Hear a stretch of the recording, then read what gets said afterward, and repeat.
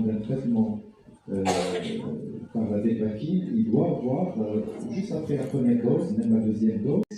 Alors la deuxième aussi, il y a quelque chose qui m'interpelle aussi, c'est cette association, cette interaction aussi fort intéressante du méropénem et la dépakine. Vous avez vu qu'il y a une interaction qui est très très forte. Là, je voudrais savoir aussi, est-ce que ceci est documenté? Est-ce qu'il y a, au niveau de la littérature, ce taux de dépakine qui est effondré en association avec cette molécule? Est-ce que c'est un seul cas? C'est un cas isolé?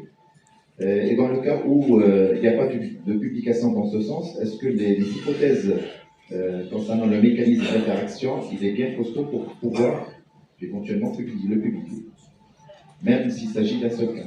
Merci. Merci pour vos questions. Alors, concernant votre question, je pense qu'au niveau de l'HCA, c'est dosé. L'HCA est idée parce que c'est l'équipement, c'est les laboratoires psychologiques qui ont l'équipement.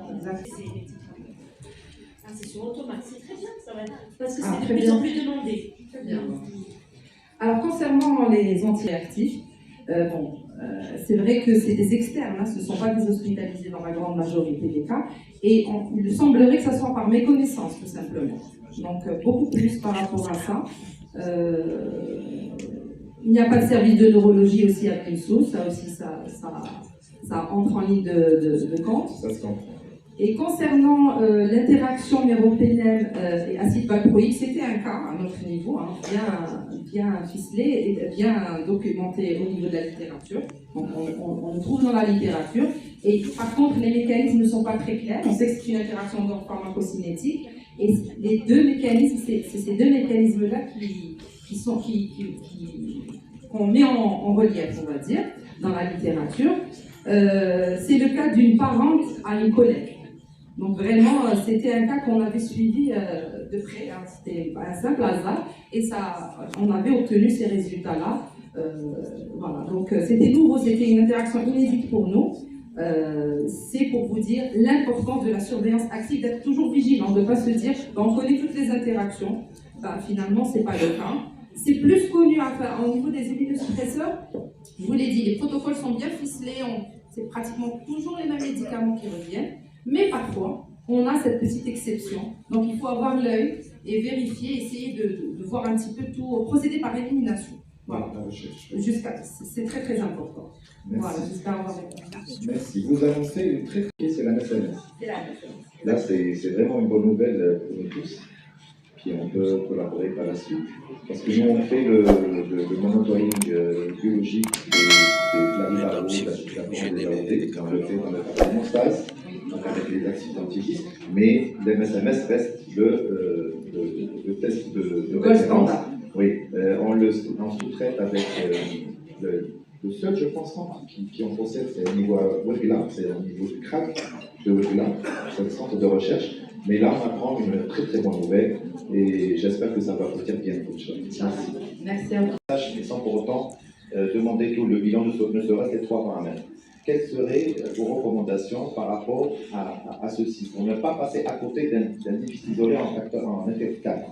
Justement, le problème, c'est que jusqu'à présent, il n'y a pas de consensus de traité. C'est-à-dire, même si on trouve cette hypothyroïdie ou cette baisse isolée, mais jusqu'à présent, les sociétés savantes, on ne traite pas cette hypothyroïdie chez les maladies rénales chroniques.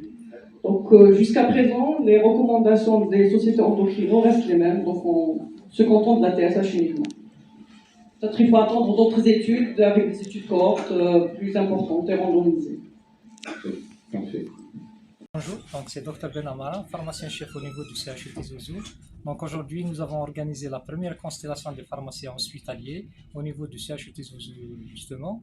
Donc c'est un premier événement concernant la pharmacie hospitalière, donc qui a réuni plus de 300 pharmaciens et médecins ainsi que des infirmiers venus de différentes wilayas, d'Alger, de Constantine, d'Annaba, de Tlemcen, d'Oran et de Biskra.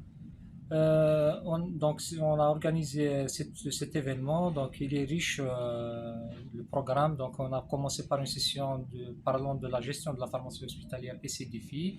On a poursuivi par le diagnostic et le suivi biologique. Donc on a parlé un petit peu du dosage des médicaments chez les patients, donc pour le suivi donc, de la prise des médicaments. Ensuite, on a parlé des maladies rares. Donc il faut savoir que actuellement, nous avons les moyens de diagnostiquer des maladies qui étaient autrefois non traitables. Donc actuellement, avec le nouveau programme du ministère de la Santé, donc qui inclut beaucoup de maladies rares, et ils ont introduit des thérapeutiques nouvelles. Donc aussi au niveau du CHU Tizi, donc on a ce genre de patients qu'on prend en charge, que ce soit de l'angioédème héréditaire, de maladie de Fabry, maladie de Gaucher, et j'en passe. Cet après-midi, Inch'Allah, donc on va poursuivre avec les travaux sur l'hématologie. Donc ça sera un retour d'expérience d'utilisation de nouvelles thérapies qui coûtent cher à l'école. Donc c'est l'immunothérapie ou bien les thérapies ciblées.